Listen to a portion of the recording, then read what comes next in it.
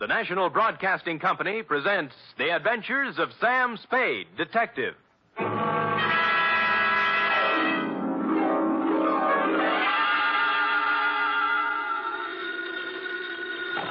Sam Spade Detective Agency. Me, sweetheart. Sam! I heard you were hobnobbing with the wealthy set of our city. If what I was doing is their idea of hobnobbing, I'm glad I'm in the lower income brackets. What do you mean? What happened? I will only reveal that, Effie, in the intimate secrecy of our office. Was it that bad? Worse, F, emotions ran amok. Passions were strewn from Fisherman's Wharf to the peninsula. Oh. Hatreds festooned the very air. And there was jealousy, too. My. It was positively lurid, as they say. Well, do you think it's all right for me to hear it? Well, I'll expurgate it a little, F. I'll water it down to your strength. I'll use monosyllabic instead of polysyllabic words, and so on. Now, Sam, I want you to tell me everything you think I should hear. And then just a little more. It's a deal, F. Prepare yourself for listening, and I will shortly make my entrance with a saga of society skullduggery, the lowdown on the uptown and all that. Now, if we need a name for it, why not call it the Vendetta Caper or the Revenge of Monte Cristo?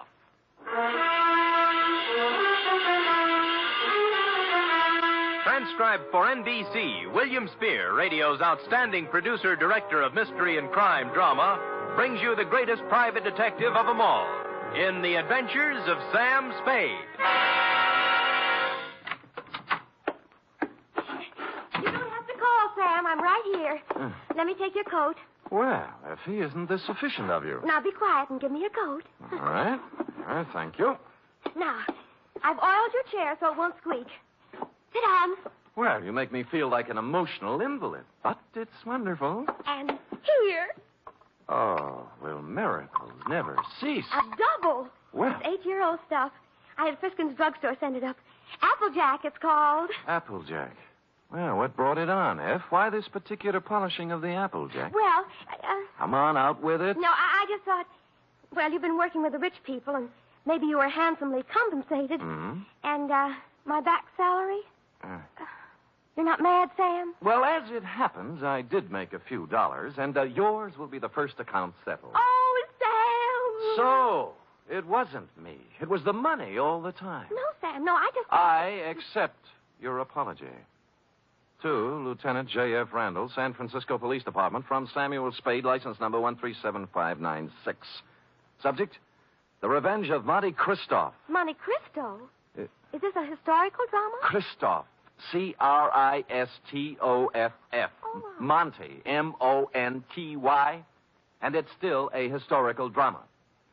Dear Lieutenant, revenge is an old-fashioned motive, but when you get it raw and distilled, as in the Gosden affair, it's new all over again. This was the slow-burning, deliberate kind of passion that starts smoldering way back in the forgotten days and explodes among some people who never knew they were living over a keg of dynamite. It was yesterday morning that the distant sputtering of the fuse began to be heard by a man named Chandler Gosden. You know him, the hulking rich boy, the electrical appliance scion who took up professional boxing for a while. I think he was billed as Gold Plate Gosden, a society scrapper. And he was doing well, too, until a right cross by someone who needed the money more than he did sent him back to clipping coupons. Spade? Yeah? I'm Chandler Gosden. Well, I recognize you. What do guys like you charge? Well, it depends on the job. Investigation. $60 a day, and any unusual expenses. Cheap. Well, Do you guys have some kind of a code, huh?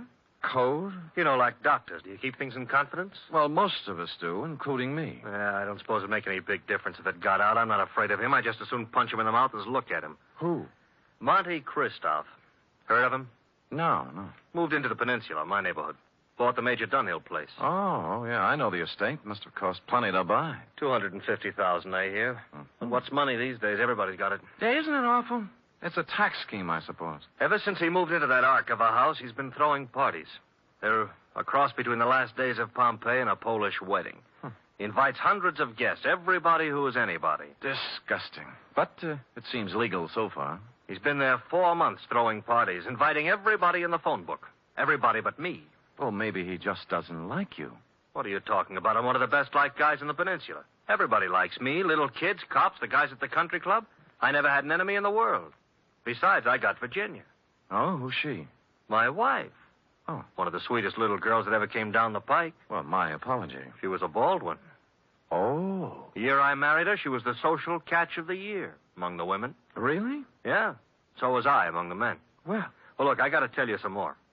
A month ago, one of my company warehouses burned down. Somebody slipped up and the fire insurance hadn't been renewed. I lost $350,000. Guess who had lunch with my insurance man a week before the fire? Monte Cristo. You got it. Next thing is, the rumor gets around that the Gosden Electrical Company is on the verge of bankruptcy. No, of course it isn't. Absolutely not. A gossip columnist reports that I'm going to close up shop and beat it to South America with what dough is left. Then when the stock prices start dropping, somebody suddenly buys them up so fast they disappear overnight. Some corporation I never heard of called the Dantes Corporation. I see. And then all my friends start getting unfriendly. As soon as I show up, everybody stops talking. Act as if there's some big secret about me that I don't know. And they've all been to Monte Cristo's parties lately. That's right. The week after he arrived in town, all these things started happening. Now, what I want to find out is why. I don't even know the guy, but he's making a big change in my life. Well, it sounds like you're entitled to know. I don't know how far I can get. The best I can do is find out who he is, where he comes from, who his friends are, all those things. Okay, you're hired. Now, find out everything about this Monte Cristo. I got to know what's going on. I'm sorry, Chandler. I wasn't able to get here when you said. The traffic was absolutely unbelievable. Cars everywhere. They must be giving cars away these days. Everybody has one. I think we should get a helicopter. Mr. Spade, my wife, Ginny. Well, how do you do, Mrs. Gosden? Chan, I hope you haven't lost your head and blabbed everything to him. I told you these sort of men weren't trustworthy. I beg your pardon, madam? Look, Ginny, I told him, and he's a good guy. Well, if you just want to go around giving your life secrets... Oh, shut up, will you? I'm the man of the house. Really? And I suppose I count for nothing? Oh, no, forget it. Spade, I'm depending on you. Don't let me down. You wouldn't think a millionaire would be hard to biograph, but I came up with very little information on Mr. Monte Cristo. He'd arrived in town 4 months ago, stayed 10 days at the St. Mark Hotel, then bought his house. He had a bank deposit running into 7 figures. He had no known business connections, just money. The register at the St. Mark said he came from Chicago, and an airline company verified that he'd been a passenger aboard one of their ships from the Windy City. This was as far as I'd delved when my place of business was entered by a man in powder blue livery. You Spade? The same. Mr. Monte Cristo sent me to pick you up. I see. Up for where? For his mansion on the peninsula. Oh. He said he knew what a rough time you must be having at your present job and that he'd be glad to make the whole thing simple to you. Oh, he really said that? That's what he said. Well, But I don't know what it means exactly. I don't know what it means exactly either, but there's one good way to find out. Home, James? My name is Bertuccio, sir. Bertuccio. I see. How long have they been calling you that? Well, let me see. It's about... Oh, what do you mean? I mean, it's my name. All right. We'll talk it over in the car.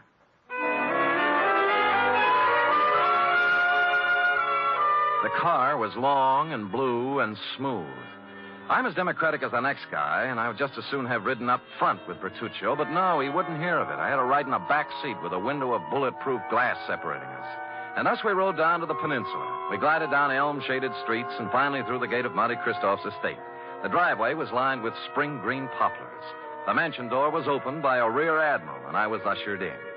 I wouldn't want to say that the living room was large, but I coughed once, and it was a full minute before the echo came back. A door opened somewhere, and a tan, hard-bodied man walked in across the marble floor with an outstretched hand. It was tougher than whalebone. I appreciate your coming, Mr. Spade. Mr. Christoph. Did you have a drink? Champagne, Scotch, Irish, what? Oh, anything, whatever you like. Good. I figured you for rye. It's already ordered. Rye it is. Cigar? No, thanks.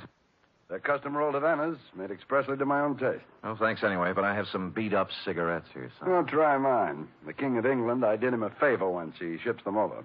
How is George? You drink, Mr. Spade. Oh, thank you, Bertuccio. Now, you've been investigating me, Yes. and you haven't found out anything. How'd you know, Mr. Cristo? There was nothing to find out. Well, you read. I'll do you a service and save you time and money. Well, that's a handsome offer. I accept. I was born in Michigan to a prosperous lumber family. I went to Phillips Andover and Harvard. Well, Mark's fair. I served with the Army in the recent war. Major, military police, wounded twice. Parents died while I was in Italy. I inherited enormous lumber holdings, which I sold. Hence my bank account. I like San Francisco. Came here, settled down. Well, you're very kind, but I don't need all this I have more money than a man can spend in a lifetime. And by that, I don't mean to boast. It was an accident of birth. Yes. Now, Mr. Christoph, I'm only trying to find out. I know what you're trying to find out.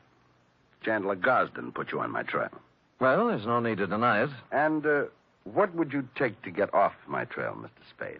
Well? New car, a selection of fine liquor, a better job, cash? All rather enticing, but I'm afraid you've misjudged me, sir. I only work for one client at a time. Is there anything wrong with switching your allegiance? Well, I'm afraid it wouldn't be cricket. Is that the way they say it at Andover?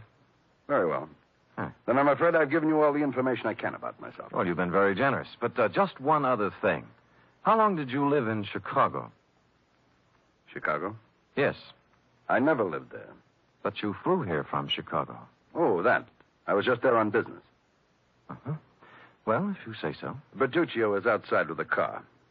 He'll drive you back to your office. And with that, he turned and left me. Outside, Bertuccio was waiting. Impassively, he ushered me into the limousine and started out. Only we didn't head for my office. Instead, we seemed to be leaving town.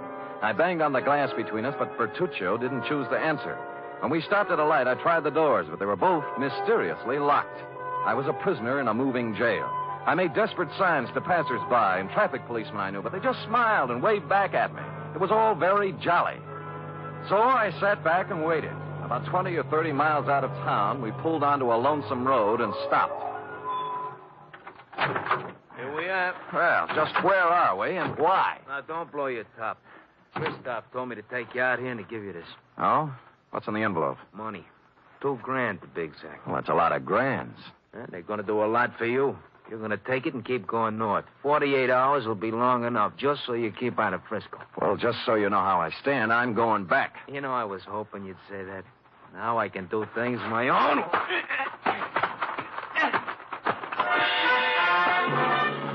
He pulled out a long black sap and started wielding it. The first cut just grazed my head and smashed into my shoulder. I blocked his second blow and moved in for some close work.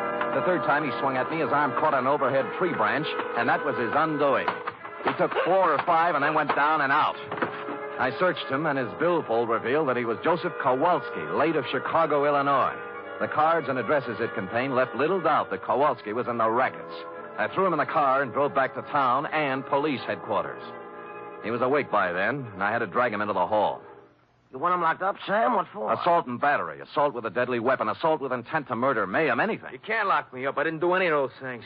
Anyway, if I did do them, it was in San Martin County, not Frisco. Well, Sam, I don't know what I can do. He's got to do something in our jurisdiction. Sure, see? All right, he picked my pocket on the way into town. Here, Kowalski. What? See, look, he's got my wallet in his hand right now. Why, of all the brazen lawbreakers, you going to let him get away with this, walking right into headquarters with the evidence in his hand? Oh, wait a minute. Come on, Kowalski. We go pretty hard on pickpockets in this town. I'm being framed. I want a lawyer. Get me a telephone. He was dragged away, protesting. He got no sympathy from me. He started. Lieutenant Randall then teletyped Chicago to find out more about him. In about an hour, the report came back. I won't read his whole record, Sam, but he's paid for everything, they say. He's clean. Huh? However, it does say he was the bodyguard for a man named Barney Moffat. Says Moffat was a shady business operator. Picked up several times. Nothing hung on him. He left town about the same time Kowalski did. He's listed as undesirable, but he's not wanted. Oh, thanks, Lieutenant. If a man named Barney Moffat had a hood named Joseph Kowalski as a bodyguard, and they both disappeared from Chicago at the same time, the obvious conclusion was conclusively obvious. I drove the limousine back to Christoph's estate. But as I parked the car, my headlights hit another car. There was someone getting into it, Mrs. Chandler Gosling. Oh, you, what do you think you're doing? Remember me, Sam Spade? Oh, detective. Yes. What are you following me for? What were you doing in Christoph's house? I thought he wasn't a friend of yours, or your husband. Mr. Spade, get in, please. Let's talk. Okay, spill it. It's none of your business what I was doing in there. But whatever it was, I want you to forget you ever saw me. That'll be pretty hard to do. Would money help you? In this case, no. What do you care what happens to my life or Chan's or Christoph's? Because your husband's paying me to worry. All right. But if I were you, I'd just forget that you ever met any of us. Because this mess we're in is so bad that nothing you or anybody else can do is going to get us out of trouble. And with that, she burst out crying, and I couldn't get anything else out of her. So I let her go, and she drove off. I walked up to Christoph's house, knocked on the door, and a servant opened it. Took a couple of steps inside when 6 pairs of arms grabbed me. Some of them had fists on them. The struggle was just getting lively when Christoph appeared. All right, let him go, let him go. Well, I don't appreciate this kind of treatment, Christoph. You weren't it, Spade. All right, men, take a walk. Now, what's it all about? It was my orders if you ever showed up here again. Why'd you soften? I just heard about Kowalski. You managed that very well. I admire resourcefulness. How would you like to work for me? No thanks, Moffat. Moffat. Barney Moffat, late of Chicago and the rackets. So you know, huh? Well, I wasn't sure until just now, but you've cleared up the doubt. How much do you know? Very little. Just that you were a shady operator, but nobody's looking for you or anything. Spade, I did a lot of things. Several years at tightrope walking with the law. But I never did anything they could jail me for. I have an idea you're considering doing something in the near future. What makes you say that? Well, it's a vendetta, isn't it? Monte Christoph and Bertuccio the steward and the Dentist Corporation. You couldn't resist the drama, could you? All from Dumas' novel. But why?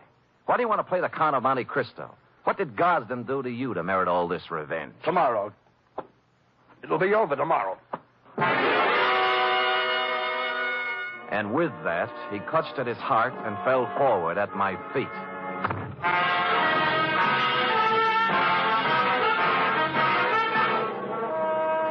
You are listening to the weekly adventure of radio's most famous detective, Sam Spade.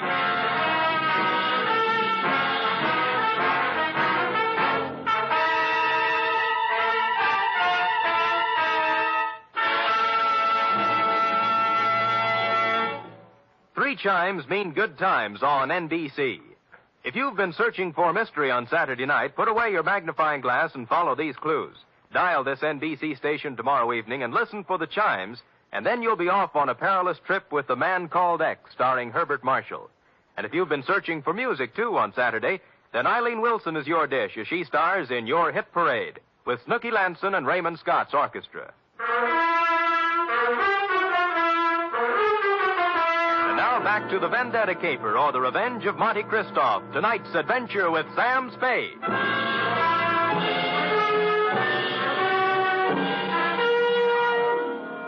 I bent over and listened to his heart. It was okay. Monte Christoph had just keeled over, apparently, from a crescendo of emotion. He blacked out. I didn't want to be held up by his henchmen, so I left the room and walked out of the house without calling anybody. I walked down the road, and good luck, there was an empty cab cruising along. At Chandler Gosden's, I found him pacing the living room in a state of physical and mental disorder. I told him what I knew. Vendetta? Why? I never heard of him. I never did anything to the man. Why would your wife go and see him? I don't know. Why don't you ask her? Because she hasn't been home all day, and here it is 1 o'clock in the morning. She's still listening. Tell me, is there something special happening tomorrow? Christoph seemed to think that everything would be settled tomorrow. It's our annual corporation election, just a matter of form. I'm elected president. A few other people voted into office, always the same people. Well, then he must plan to swing the election his way. Maybe put you in office. Got a fat chance of that. I don't care how much stock he buys. Ginny owns 10%. I own 41. That's 51%. If he bought 49% in the open market, that still wouldn't be enough. We could still outvote him. You're sure you've got the stock in your possession? Sure. I saw it last week when I was down in the vault looking for my birth certificate. Stupid me. Forgot I don't have a birth certificate. Huh? No, that must be Edson, my lawyer. Called and said he had something on his mind. Chandler, I have bad news for you. It can wait. No, it can't. This is Sam Spade, Ralph Edson. How do you do? Spade. Now, Chan, listen to me. All right, what's biting you? Just this. We're liable to lose that election tomorrow. What are you talking about? We can't. I just found out that Monte Christoph has 59% of the voting stock in Gosden Electric. 15? He can't have it. Oh, look, wait a minute. If my wife sold her stock, he could have 59, couldn't he? He could. Spade. Huh? Are you positive you saw her coming out of Christoph's house? I'm afraid I did. I'm going to find her. And if she sold any of her stock to Christoph, I'll kill her. I tried to dissuade him, but he brushed me and the lawyer aside and ran out of the house. I called the police and told them to try and find Virginia Gosden before her husband did. Then I went looking myself. The first place I tried was Monte Christoph's mansion. There were lights on, so I entered, gun in hand. I didn't have any time to dicker with servants and bodyguards. And Christoph appeared in a matter of seconds. All right, Spade, what is it you want now? Virginia Gosden. She hasn't been here since the last time you saw her. You know where she is? Haven't any idea. Well, if you know, tell me. Her husband's looking for her with homicide in his eyes. I can't say I'm sorry. Well, that's a nice sentiment. She sold you her stock in the Gosden Company, didn't she? Since you seem to know about it, yes. Why? She in love with you? I think maybe she is. And you're in love with her? She's a stupid, empty-headed nothing. I can't stand the sight of her. I hate her. Now, hold it now. You'll knock yourself out again. Yes. Yes. Come over here.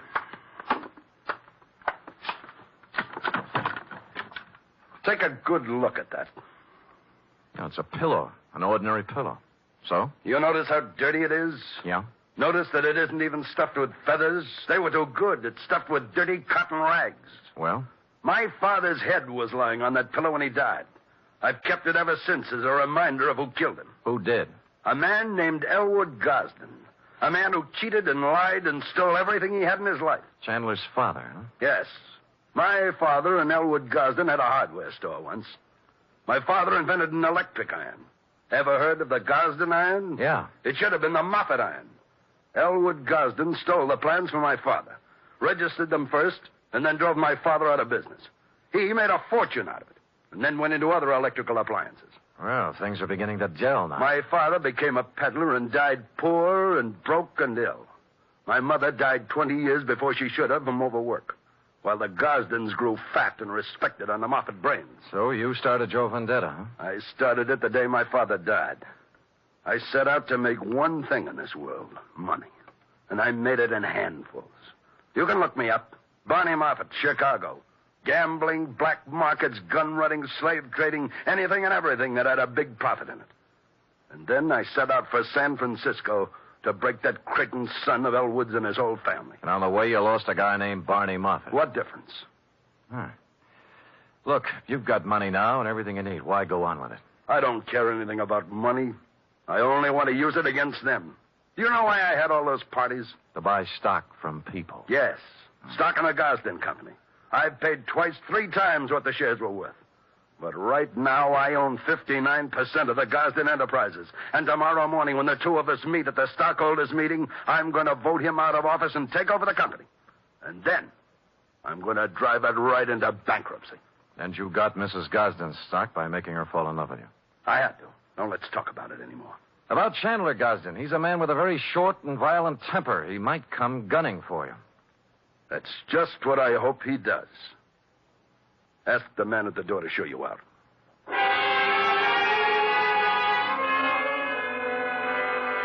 I spent most of the night trying to find Virginia Gosden with no luck. Chandler didn't return to his house, so I didn't know what he was up to. It was early the following day when I got my first report. Lieutenant Randall called me down to police headquarters. We found her, Spade. Dead or alive? Oh, about halfway in between. She was shot in the chest at close range. Gun right up against her. But she's still living. And what are her chances? Fair. Where'd you find her? In a walk-up apartment on Polk Street. It was registered to her. Looked like a love nest, a place where she met a boyfriend or something. No weapon. I see. I figure murder attempt, her husband. We have a pickup on him right now, but so far he's vanished. Shame. Fine old San Francisco family. What do you know, Sam? Well, give me a free hand for a couple of hours, will you? Maybe I can do something for this fine old San Francisco family.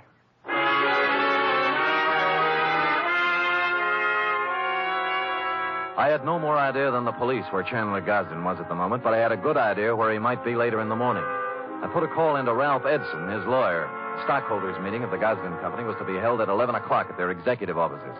Edson got me in, and at 5 minutes to 11, Monte Christoph walked in. There were 3 of us. None of us spoke.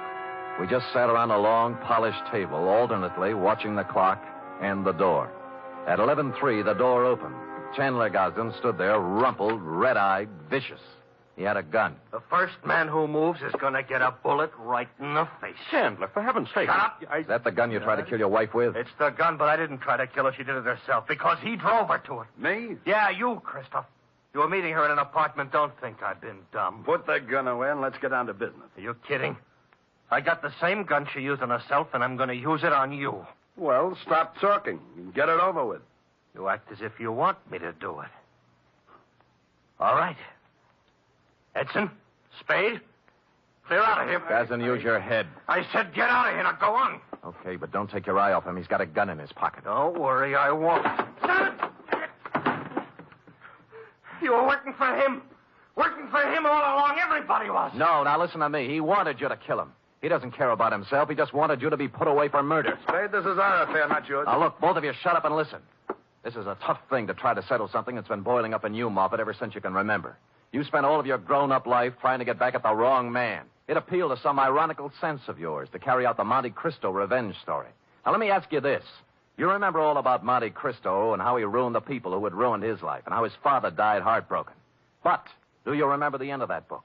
Go on. He found that he couldn't bring himself to revenge the wrongdoings of families on their innocent children. That reads good in a book, but I don't feel that way. Well, maybe you will when you hear this. What? This man right here that you spent 20 years getting ready to ruin is not even a Gosden. Huh? What? He's an adopted son. Mr. Elwood Spade, Gosden adopted him from an Oakland orphanage on October 11th, 1907. I got the records to prove it this morning. I don't believe it. I would have known. Mr. Edson, you've always been the family lawyer. Isn't this true? It was a long chance that Edson would play along with it. But to bring it off, it needed the final clincher. Lawyer Edson looked at me, then looked at Chandler Gosden. He gulped and licked his lips. It's true. It's true, Chandler. Adopted? Your father never wanted you to know. Chandler didn't move. He just stood there stunned. But Barney Moffat sank down into a chair and buried his head in his hands.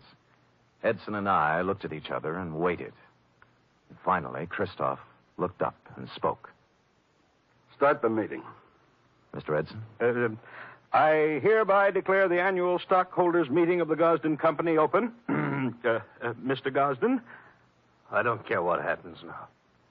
I bow to the majority stockholder. Oh. Mr. Christopher...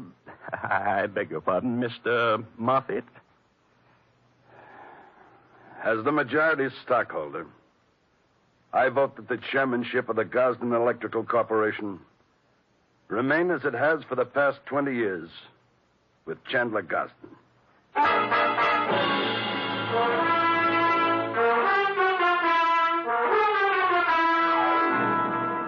Period. End of report. Oh, Sam, you were magnificent. It was rather a stirring scene, wasn't it? I was good.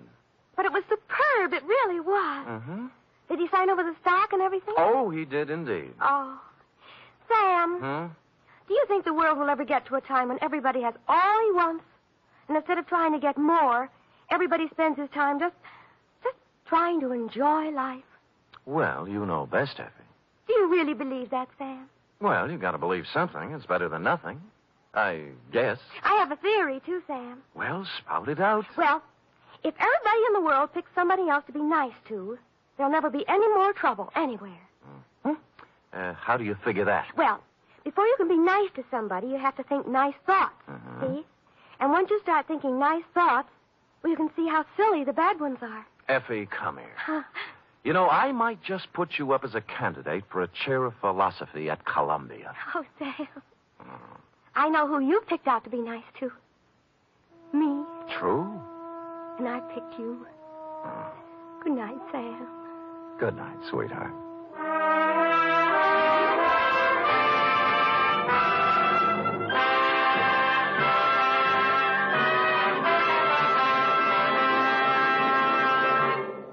Tonight's transcribed adventure of Sam Spade was produced, edited, and directed by William Spear. Sam Spade was played by Stephen Dunn, Lorene Tuttle as Effie. Script for tonight's adventure by John Michael Hayes. Musical scoring by Lud Gluskin, conducted by Robert Armbruster. Join us again next week, same time, for another adventure with Sam Spade.